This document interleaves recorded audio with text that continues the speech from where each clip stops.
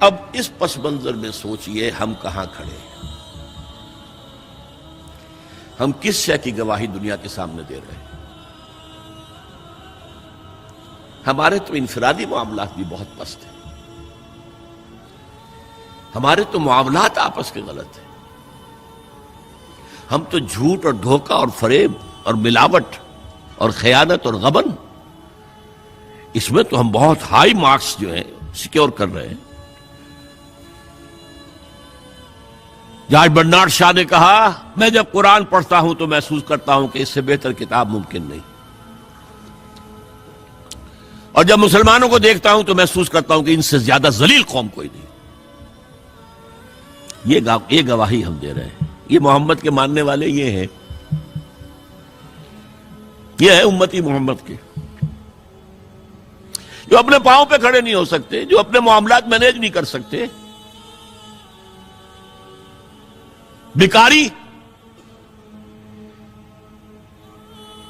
یہ اور کہاں ہے وہ دین؟ کوئی ایک ہی دنیا میں دکھا سکتے ہو کہ یہ ہے دین؟ آؤ see with your own eyes, this is دین الحق۔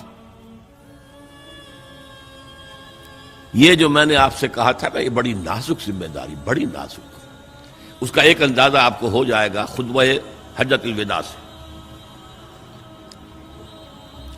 حضور نے جو خطبہ دیا، اور وہ عظیم ترین خطبہ ہے تاریخ انسانی کا، آخر میں موٹی موٹی باتوں کو پھر دہرایا۔ دیکھو عورتوں کا خیال کرو، عورتوں کے حقوق ادا کرو، دیکھو غلاموں کے ساتھ نیک سلوک کرنا، جو بھی تھی۔ پھر آپ نے ایک سوال کیا، الا هل بلغت، لوگوں میں نے پہنچا دیا یا نہیں؟ 1.25 لاکھ کا مجمع تھا، آج سے 1400 برس قبل 1.25 لاکھ کا مجمع بہت بڑی بات تھی، بہت بڑی بات تھی، جبکہ ابھی اسلام صرف جزیرہ نمائے عرب تک محدود تھا۔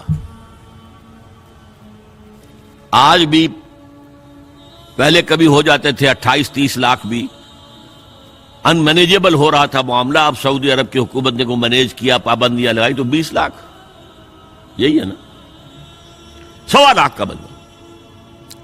اور اس کا نقشہ میں دکھا دوں، ایک ایک حرف آپ 3 مرتبہ کہہ رہے تھے۔ داہنی طرف رخ کر کے کہا، وہ سنا، پھر مکبر کھڑے ہوئے ہیں، اس نے سنا اور آگے پہنچایا، اس نے سنایا آگے پہنچایا۔ لاؤڈ سپیکر تو تھا نہیں، کوئی پبلک ایڈریس سسٹم تو نہیں تھا۔ پھر آپ نے سامنے رخ کر کے وہی بات فرمائی، پھر یہاں سامنے کھڑے ہوئے لوگوں نے پہنچایا، پھر بائیں طرف رخ کیا۔ اسی لیے ہر جملے کو، ہر بات کو آپ نے 3 دفعہ کہا، الا هل بلغت، میں نے پہنچا دیا یا نہیں؟ اور عام عادت صحابہ کی یہ تھی کہ اول تو حضور کے سوال پر خاموش رہتے تھے کہ واللہ ورسولہ عالم، یا اگر جواب دیتے تھے تو فرط ادب سے بہت مختصر جواب۔ وہ چلبلے قسم کے شاگرد جو ہوتے ہیں، جو استادوں کو بھی پڑھانا چاہتے ہیں، صحابہ کرام اس طرح کے نہیں تھے، اپنی لیاقت اور ذہانت کا روب جو ہے اپنے استادوں پر گاٹ دیں۔ وہاں تو یہ تھا کہ ایک بات جواب، یہاں 4 جواب دیے ہیں صحابہ نے۔ انا نشهد انك قد بلغت الرسالة واديت الامانة ونصحت الامة وكشفت الغمة۔ 3 مرتبہ حضور نے کہا الا هل بلغت، اور 3 مرتبہ جواب آیا انا نشهد انك قد بلغت الرسالة واديت الامانة ونصحت الامة وكشفت الغمة۔ اے نبی، ہم گواہ ہیں، آپ نے حق رسالت ادا کر دیا، آپ نے حق امانت ادا کر دیا۔ یہ قرآن تو ہمارے لیے اللہ نے نازل کیا تھا نا، آپ کے پاس تو امانت تھی۔ آپ نے امت کی خیر خواہی کا حق ادا کر دیا، آپ نے ہر قسم کی گمراہیوں کے، اندھیاریوں کے، اندھیروں کے پردے چاک کر دیے۔ 3 دفعہ یہ جواب لے کر انگشت شہادت سے اشارہ کیا آسمان کی طرف، پھر لوگوں کی طرف، اللہم اشہد، اللہم اشہد، اللہم اشہد۔ اے اللہ، تو بھی گواہ رہے، یہ مان رہے ہیں کہ میں نے پہنچا دیا۔ They can't sue me in your court on the day of judgment۔ یہ میرے خلاف استغاثہ نہیں لا سکتے کہ میں نے پہنچانے میں کمی کی ہے۔ یہ مان رہے ہیں کہ میں نے پہنچا دیا. It was the sigh of relief جس کو کہتے ہیں. 23 برس کی محنت شاقہ. کون کون سے مراحل آئے ہیں.